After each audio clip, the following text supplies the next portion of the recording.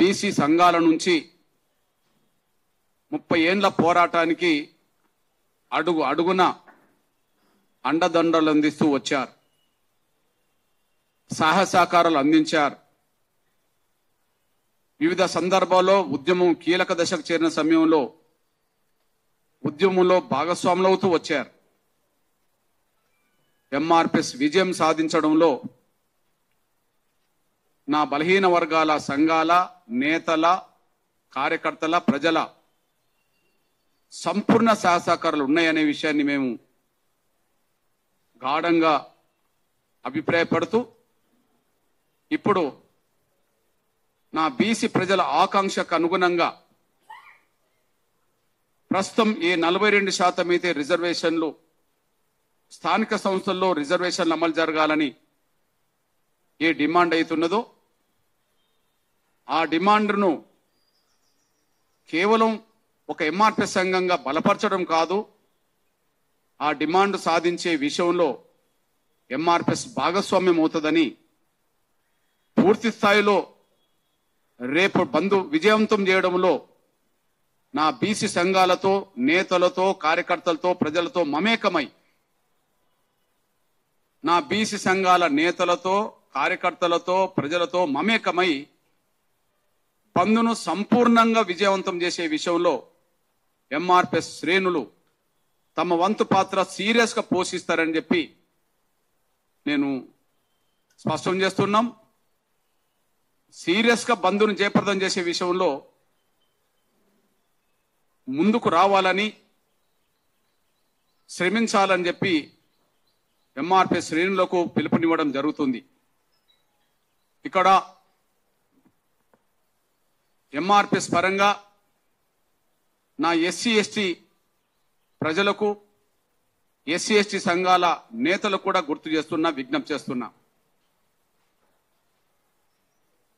తెలంగాణ రాష్ట్రంలో minimum SC ఎస్టీల ఉమ్మడి జనాభా 30%కు దగ్గరకు వచ్చింది. అదే సమయంలో ప్రస్తుతం అంతకుముందున్న లెక్కల ప్రకారంగానే రాష్ట్రంలో కానీ దేశంలో కానీ జనాభా దామాష పరంగా రిజర్వేషన్లు అమలు జరిగే చట్టాలు ఉన్నాయి. ఈ మధ్య కాలంలో అగ్రకులాల పేదలకు ఈడబ్ల్యూఎస్ రిజర్వేషన్ల పేరుతో తెలంగాణలో రిజర్వేషన్లు 10% అమలు జరుగుతున్నాయి. దేశవ్యాప్తంగా ఎక్కడైనా ఎస్సీ ఎస్టీల జనాభా దామాష ప్రకారంగా రిజర్వేషన్లు అమలు జరగాలి. ఇది చట్టం, రాజ్యాంగం చెప్తున్నది. తెలంగాణ రాష్ట్రంలో అగ్రకులాల పేదల పర్సెంటేజ్ 10% ఉండదు. మొత్తం అగ్రకులాల ప్రజలే మినిమం 10% ఉన్నప్పుడు అందులో పేదలు 50% వేసుకున్నా 5% రిజర్వేషన్లు దక్కాలి.